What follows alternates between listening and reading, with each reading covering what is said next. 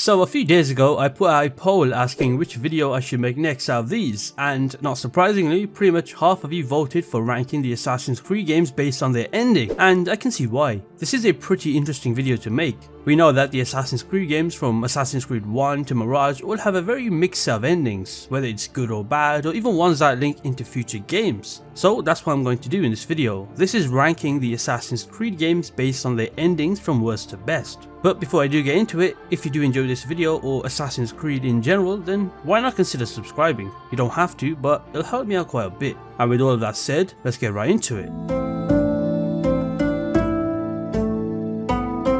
Okay, so let's start off with the bottom of the list, and that belongs to Assassin's Creed Odyssey's ending, or should I say endings. Yeah, this game has 9 different endings, which can be off-putting for those players that prefer a very linear story. So the premise of Assassin's Creed Odyssey is that you play as a Spartan mercenary named Cassandra, or Alexios depending on who you choose. The general consensus of Odyssey's plot is pretty much you on a mission to fix your messed up family when you were tossed off a cliff by your father because of some Spartan oracle. Oh, and there is also the mysterious cult of Cosmos, which play a massive role into it all. But in terms of the ending of Assassin's Creed Odyssey, it's just very forgettable. I did notice that the more Odyssey's story was approaching its end, the more the pacing felt off.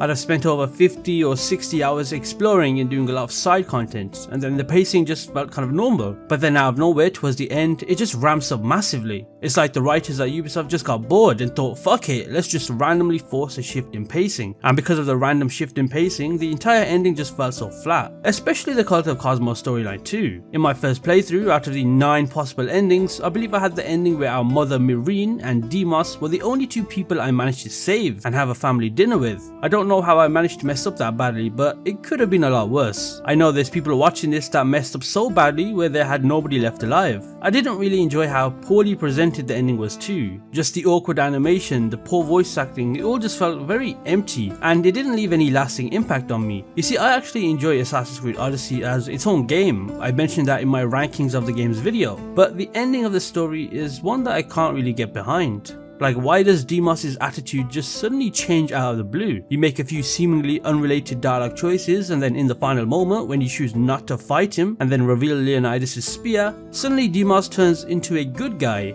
It just didn't seem very logical. Throughout the entire story of Odyssey, there wasn't nearly enough interaction with Demos throughout the game, so the whole dialogue thing at the end was so out of the blue. There's also the Cult of Cosmos part of the storyline. The way that ended too is pretty underwhelming. The reveal of Aspasia being the leader was so poorly done. I actually liked the idea of the Cult of Cosmos, and I found it pretty fun to do progressively as the game went on, but the ending felt poorly written. I mean, you could even romance the leader, which is so bizarre. The modern day was kind of okay, I guess. We see Cassandra hand over the staff of Hermes to Layla, and it ends with hope that she can bring balance to the whole Assassin Templar conflict. But sadly, as decent as the modern day was, it does not push the overall ending of Odyssey any higher in this video. So dead last is where Assassin's Creed Odyssey's ending is for me.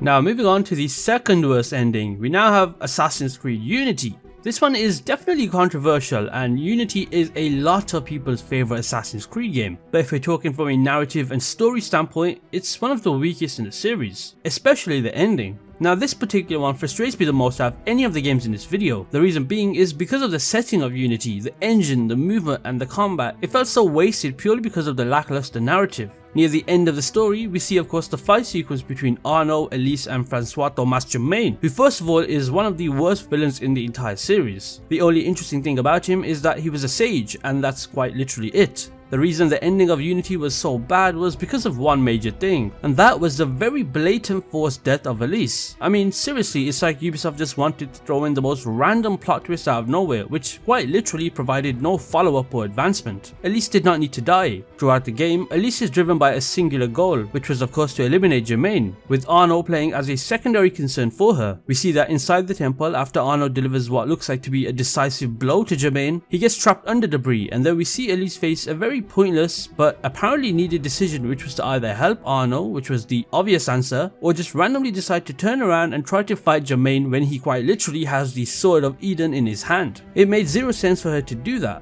Of course, this is then short-lived. She gets absolutely destroyed. Now what she should have done was first help Arno under the debris, which would allow them both to then go after the injured and limping Germain. And yes, he was limping, meaning that if he was to try and escape, he wouldn't have gotten far at all. But instead, the writers at Ubisoft decided to just throw in the most pointless death I've ever seen in the series at us. The ending also doesn't tie up any of the assassin order part with Arno. He's just suddenly back in the order, is now a master assassin, and even has a fancy new robe. I mean, at least show us that part in the ending. There is also no further explanation for the whole Shay killing Arno's dad thing, which is something that should have been the main focus. Imagine instead of Francois Thomas Germain, we fought Shay instead with Arno. That to me would have been a million times better. And then lastly, the modern day ending. I'm probably in the minority here, but I really enjoy the modern day parts of Assassin's Creed. The whole Abstergo taking over the world narrative interests me quite a lot, and throughout Unity, I knew there'd be not much modern day parts, but I was at least hoping for some sort of advancement into the modern day storyline in the ending, but we got nothing.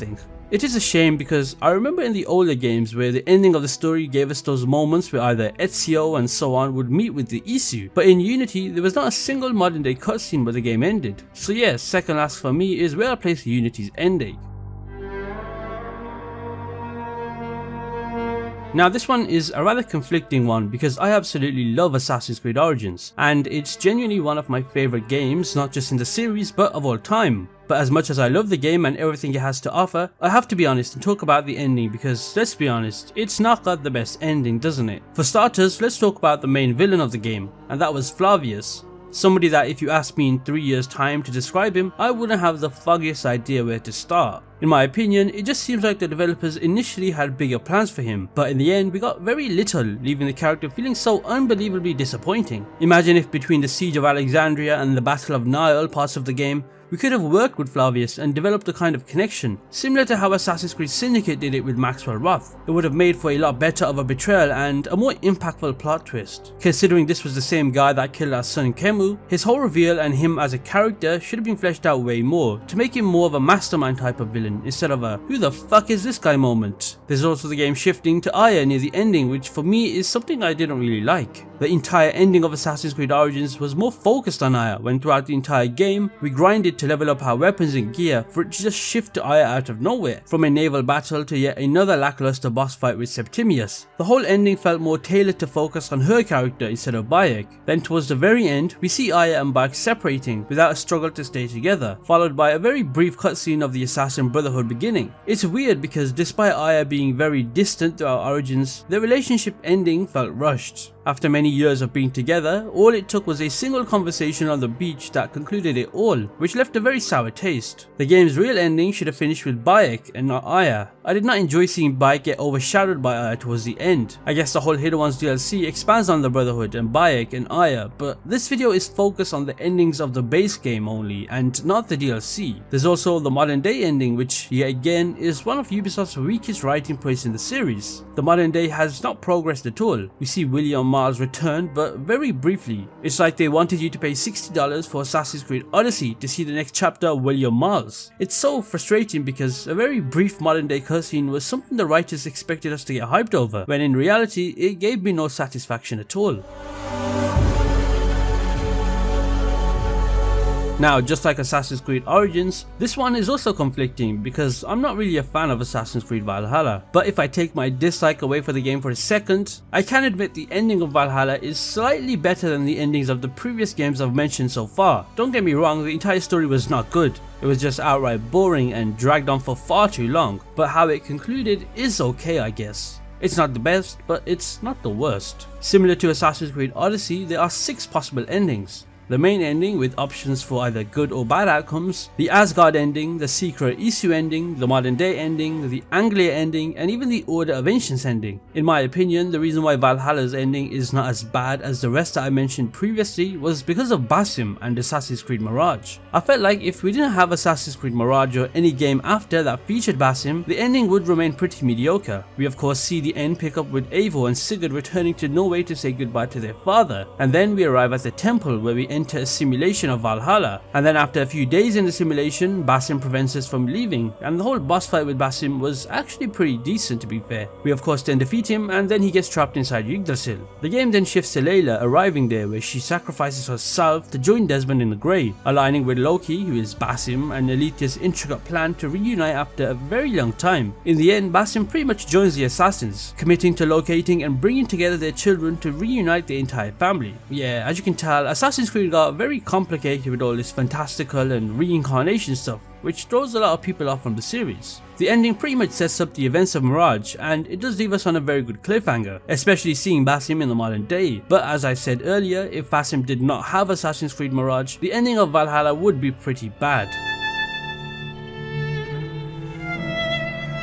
Next up, I've gone with Assassin's Creed Syndicate's ending. This one again is kind of conflicting because it's not bad, but it's also not great. Syndicate has a great setting, decent main characters, a very interesting but lackluster villain, and a bad plot to sum it all up. But its ending is very disappointing, and that mainly comes in the form of the Crawford-Starrick boss fight, as well as the overall plot feeling like it has no meaning at all. The Starrick fight felt way too easy, especially for somebody that's considered to be the endgame boss, even though most Assassin's Creed final bosses tend to be pretty straightforward. But with Starrick, it just felt way too quick. The whole journey to actually obtaining the piece of Eden was also pretty underwhelming. You just walk across a pond, go down the staircase, and there it is. Just stay in the open. I remember the days where pieces of Eden would be trapped in some sort of underground vault way underneath the surface, or like in Rogue with that whole Lisbon mission. Shay went into a massive church and descended down into a giant crypt, but in Syndicate it's just there in the open. Now going back to Starrick, he was so underwhelming in the end. Throughout the entire game, he's made out to be a menacing mastermind who left his impact on London, but his character was not developed at all, especially during the end sequence. Even his classic villain mustache does not add much to his intimidation factor. His boss fight was disappointingly repetitive.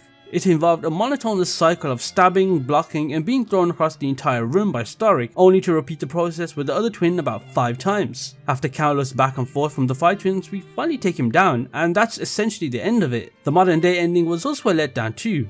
Otso Berg, who was built up as this menacing modern day character, nearly gets killed by a random Russian lady when we finally see him in action. I expected more from his character. Of course, it's pretty evident by now if you haven't figured it out that the modern day after Assassin's Creed 3 fell off massively, and it does kind of look like Ubisoft are trying their best to end it, but they just don't know how. That's why in Unity you don't even have a modern day, and then in the game after, being Syndicate, it was just cutscenes. Make up your mind, Ubisoft.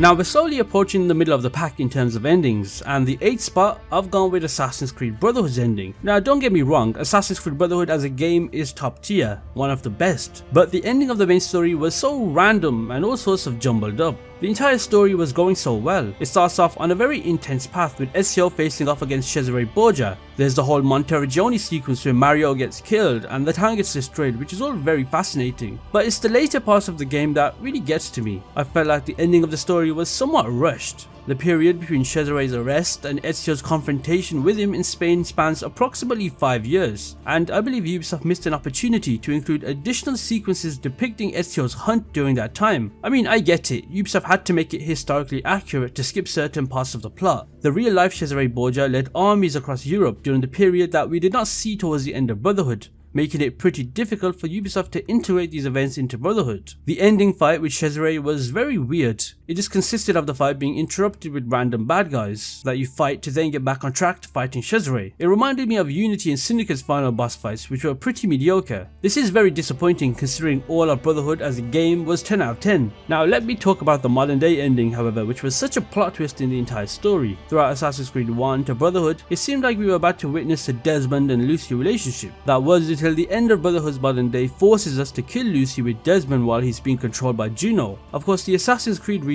is because she was secretly a Templar spy, but that's if you want to believe that. The real reason is voice actor issues with Ubisoft and Kristen Bell, who portrayed Lucy. It just sucks that it had to end on that note. Moving on from Assassin's Creed Brotherhood, I've selected the ending of Assassin's Creed Rogue to be dead in the middle. This one gave me very mixed feelings. Of course, the plot of Assassin's Creed Rogue is not exactly similar to any of the other games in the series. Instead of playing as a straight up assassin on a path to defeat Templars, it's the complete opposite where we play as Shay Cormac, a former assassin turned Templar. The overall ending of Rogue finishes with Shay stopping the assassin's efforts to obtain the precursor box, which is a piece of Eden. We see Shay enter the palace of Versailles many years later, where he finds the precursor box under the ownership of Charles Dorian, a French assassin, and is also the father of Arno Dorian in the game after. To sum it up, he pretty much kills him and takes the box. Now, the one thing that frustrates me the most about Assassin's Creed Rogue's ending is how it seems like it was building up the story of Unity to be incredible, and we all know Unity's story is not exactly the greatest. I remember thinking to myself, hell yeah, we're going to see Shay as the villain in Unity and it would be so incredible, but that was not the case. His name was not even mentioned once throughout Unity. The ending pretty much reaffirms Shay's loyalty to the Order, which symbolizes his transformation from a relatively innocent-minded assassin. So yeah, Assassin's Creed Rogue's ending is a pretty decent ending. It's a relatively nice bridge between three different Assassin's Creed games, being Assassin's Creed 3, Rogue and Unity. Shay's ending monologue was so cool to listen to, which is another reason I placed it here in the video. So yeah, despite the story feeling a little rushed, I can appreciate how good of a speech that was. I do like the little nod where you can walk around and see a young Arno and Elise talk about the apples that they were about to steal, which is of course what the Star of Unity was. The ending of the modern day, however, was rather interesting despite us playing as a mute protagonist. The game gives us a choice to join the Templars or just be shot to death by Sturgo Berg on the spot. It's a pretty good cliffhanger ending for the modern day, but as you know, after Assassin's Creed Rogue's modern day, it shifts to Unity's, which quite literally has no modern day, so that made no sense.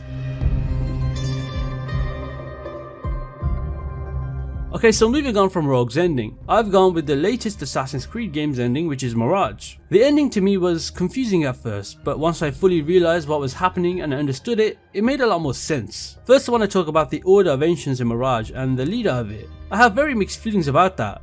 On the one hand, I really enjoyed the story and the whole uncovering the identity of each member. However, when it got to the Order leader being Kabiha, I felt it to be very underwhelming. She reminded me of Aspasia in Assassin's Creed Odyssey, but less appealing. Kabiha was pretty interesting in terms of how she was aware of Basim's true nature, more than Basim himself. And as she was about to reveal what she had to say, Roshan assassinated her from behind, which made you wonder what she really was about to say and how it was all linked to Basim. After we escape the Caliphal Palace, Basim meets Nihal and they decide to investigate the temple despite Roshan's orders. The reveal of Basim's true identity as well as the whole Nihal being his imagination was very cool, and I for one definitely did not see that coming. Throughout the entire story of Mirage, I did notice a few times that not many people paid attention to Nihal being there, but once I realized that she was just Basim's imagination, it all made a lot of sense, and it gave you that wow moment. The Jinni symbolize Basim's captors, which are Norse Isu who imprisoned and tormented him. Nihal is of course Loki's innermost personality, which is characterized by his selfishness and self-centeredness, which is pretty evident from the beginning of the game. Nihal consistently emphasizes that Basim should prioritize his own thoughts over fighting for the hidden ones on the people. So when we see Nihal and Basim quote unquote joined together at the end, their personalities merge, forming one single entity. There was also the boss fight against Roshan, which I actually enjoyed quite a lot. Roshan being pretty injured and still attempting to prevent Basim from uncovering the truth showed her commitment. The little detail at the end where Enkidu scratches Basim, which is how he got his scar, was a nice touch to add. It's most likely because Enkidu knew that it was not Basim anymore, but instead Loki in Basim's body. So yeah, overall it's a pretty good ending. If a person had not played Valhalla, then Mirage would be a great game to play before actually getting into Valhalla.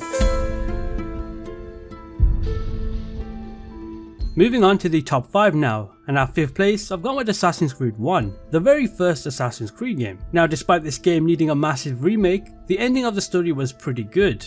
It gave us one of the best plot twists as well as boss fights despite being a game that released all the way back in 2007. I remember specifically when we returned to Masyaf, I was hit with a massive shock when I saw Al-Mawalim wield the Piece of Eden. Al-Mawalim throughout Assassin's Creed 1 was somebody that I really enjoyed as a character. His betrayal is one that hit the most out of the entire series. This moment not only defined the first game, but it also set the stage for future Assassin's Creed games after. What made Al-Mawalim's betrayal so effective was the gradual build up to the revelation. Throughout the game, we worked towards eliminating 9 targets, believing it was for the greater good. Al-Mawalim, who at that time was our mentor and leader, assigned these targets and trained us, and then when he revealed his true nature, it was such a massive shock. We had followed his orders for his twisted agenda, making us question everything. This turning point transformed us from pawns to actors active participants with a stake in the outcome. Al-Mualim's betrayal was not just a plot twist, because Assassin's Creed 1 was the first game that introduced us to the Apple of Eden, hinting at the series' sci-fi elements. The way it was used at the end of the game was something out of this world, quite literally. Seeing Al-Mualim transform into different images of himself and then even illusions of the 9 people that we previously assassinated was such a cool touch to add during the fight. The Apple of Eden expanded the lore, with the apple becoming a recurring element in the games after, and then at the end when we defeat Al-Mualim, it all ties into the modern day storyline which started from Assassin's Creed 1. There's also another twist where Desmond discovers he has acquired altair skills and gains the ability to foresee the impending catastrophic solar flare he must prevent. This right here is the ending of Assassin's Creed 1 and it sets up the future of the series. Of course now the game is beyond its time and it definitely needs a remake. I can only imagine how good Assassin's Creed 1 can be if it was fully remade from the ground up.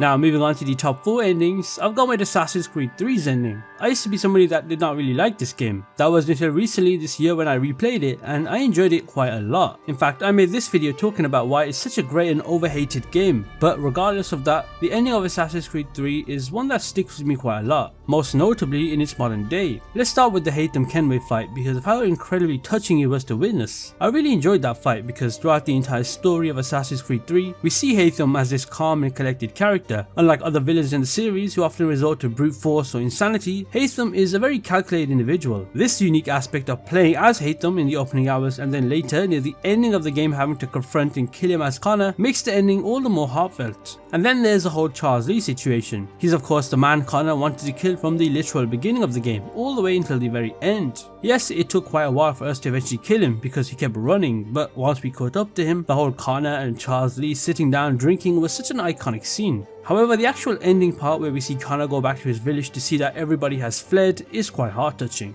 Connor's transformation from a naive, angry child to a lonely, hardened man who had lost everything due to misplaced trust is a very heartfelt and often overlooked aspect of his character development. Many people don't seem to give this evolution enough recognition. Witnessing Connor grapple with the loss of his people to the EC Juno is truly heartbreaking and it contributes to one of the saddest endings in the series. If you actually think about it, Connor's ending is very depressing. His efforts to bring about change ultimately resulted in failure, with his people gone and slavery still ongoing. This understanding showcased the ongoing fight for equal rights and freedom in the new country, emphasizing the importance of people struggling for freedom. Even Achilles' death, which marked the passing of a man who, despite making many mistakes, found redemption through training Connor. He guided Connor to avoid repeating the same errors that he had led to the destruction of the colonial brotherhood years before, which is what we saw in Rogue. It gets even more depressing when we know that Connor killed all of his enemies, and even with Charles Lee, it was Washington that ordered the attack on his village, so killing Lee felt very empty for Connor. What purpose did Connor have after the ending of Assassin's Creed 3? It seemed very lonely and open. And then there's the modern day ending. Wow, is all I can say. We land in a situation where Desmond must decide between dooming the world to a fiery apocalypse or let Juno decide the fate of the world. Desmond's sacrifice is one that a lot of people did not expect, and I'm definitely one of them. It's safe to say the modern day after Assassin's Creed 3 was never the same and is nowhere near the level of what it once was. Considering Desmond's fate, he didn't receive the recognition he deserved, not even from Ubisoft themselves. He sacrificed his life for humanity, yet it seemed like not many people acknowledges it. Okay, now we have the top 3 Assassin's Creed games with the best endings. I think it's pretty obvious what the top 3 will be, as I often see a lot of people have similar choices to me. But at third place, I've gone with Assassin's Creed 2's ending, my personal favourite Assassin's Creed game in the entire series. The story of Assassin's Creed 2 is definitely my favourite, and the ending is no exception. It's a great ending, but I wouldn't say it's near the level of the top 2 in the series, but it's still amazing nonetheless. Assassin's Creed 2 is of course the first game we play as Ezio with, and it's definitely got such a memorable story. The main focus is of course hunting down the Templar Grand Master Rodrigo Borgia, who is the one responsible for his family's execution. The ending of Assassin's Creed 2 pretty much starts off as Ezio facing off against Rodrigo Borgia, preventing him from entering the Isu vault. In a massive twist, Ezio, who overcomes his thirst for revenge, decides to spare Rodrigo's life, which marks a fulfilling end to Ezio's personal goal. A lot of people don't actually like the fact that Rodrigo was spared, but I personally did not mind it at all. It just made Ezio's overall character feel more fleshed out and relatable. But the part that interested me a lot was the interaction Ezio had with Minerva inside the vault, because it laid the groundwork for the whole Desmond Miles saga. Minerva, who is part of the ezio race, used those pieces of Eden to rule over humanity, but the explanation that some humans revolted and fought for free will was such an interesting piece of lore to throw into the mix of a game that centered on assassins. Everything about the ending was solid, to the usage of the apple, to the fight scene, and even the iconic Assassin's Creed 2 soundtrack playing in the back. This game is similar to Assassin's Creed 1 in terms of it needing a complete remake, because graphically and gameplay wise, Assassin's Creed 2 falls short in that department. So if this game was ever to get a remake and not a remaster, it could be one of the games of all time. The ending of Assassin's Creed 2 provides a lot of clarity on the overarching purpose of Desmond, Ezio, as well as the ezio. It all offers closure, and it sets the stage for Assassin's Creed Brotherhood by giving us more of the Ezio saga and the Desmond saga at the same time.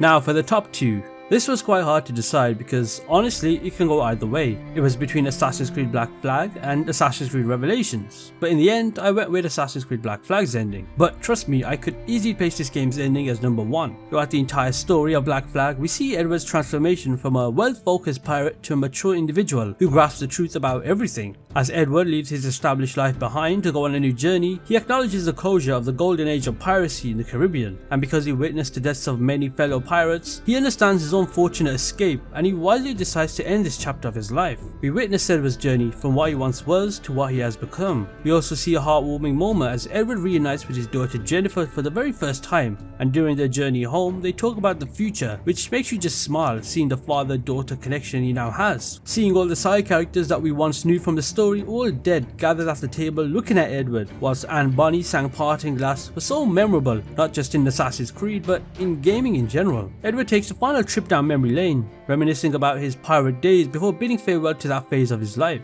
He has come to terms with the necessity of moving on. You see, while maturity may not be the main theme of Assassin's Creed Black Flag, it definitely influences Edward's behaviour and decision making. And then as the story ends, he shows full confidence in his capacity to be a responsible father to his daughter, unafraid of the challenges awaiting him. The ending also kind of foreshadows Haytham Kenway's eventual transformation into a Templar after the post credits. It's also a nice little tease for what we see in Assassin's Creed 3, where we see and even play as Haytham as he's a fully grown adult. So yeah, second place is where I'll place Assassin's Creed Black Flag's ending. And lastly, at first place, we now have, in my opinion, the best ending in an Assassin's Creed game, and that is Assassin's Creed Revelations. I did not know how I would feel when I first played Assassin's Creed Revelations. After playing as Ezio twice, I thought this game would be pointless because why do we need a third Ezio game? But when I played it and finished it for the first time, my initial thought could not have been any more wrong. Assassin's Creed Revelations is not a game that a new player in the series should get into. In fact, it's probably the worst Assassin's Creed game that a new player should play, because it's simply not a game that introduces characters, but rather it's an emotional send-off story to one of the best protagonists in video game history. It not just ends the story of my favourite assassin being Ezio, but it also concludes the story of Altair too. It's like a double whammy all in one game. Revelations to me gave me some of the most memorable moments in the series, such as Altair's return to Masyaf, Ezio's encounter with Desmond, and even the revelation of Altair in the vaults. The ending not only provided an excellent ending for Ezio and his goals, but also infused Altair's life with deeper meaning. It transformed Altair from a somewhat generic and mostly mediocre protagonist in the first game into a more fully developed character who essentially laid the foundation for an entire series. Besides seeing the ending story of both Ezio and Altair, we also get to witness Ezio finally have a successful relationship with Sophia, where they eventually get married and have children. The final sequence with Ezio and Altair in the library was so emotionally powerful that I remember shedding a tear the first time I played Revelations. The segments with Desmond and Clay were also quite impactful. Clay had endured so much and I couldn't help but feel sympathy for him. While the PowerPoint style world building segments with Desmond were a bit odd, the overall ending is my personal favourite in the entire series. Even the part where Jupiter explained the end of the world part was 10 out of 10, and the accompanying music all added to the intensity. I remember when I first finished Revelations, I instantly was so hyped for the game after, which was Assassin's Creed 3. So there you have it, that is my ranking of every Assassin's Creed game's ending from worst to best. Of course everybody will have a different opinion, so leave a comment below what your favourite and your worst ending is. Anyway, if you did enjoy this video, be sure to hit that subscribe button as it will help me out quite a lot. And with all of that said, I'll see you in the next one.